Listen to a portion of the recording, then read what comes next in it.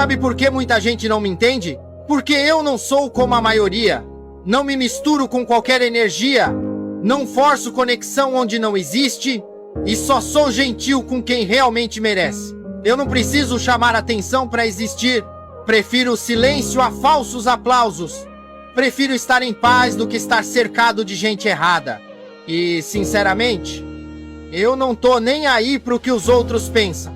Tem gente que devia olhar menos pro espelho e tentar se arrumar por dentro, porque beleza sem caráter não engana por muito tempo.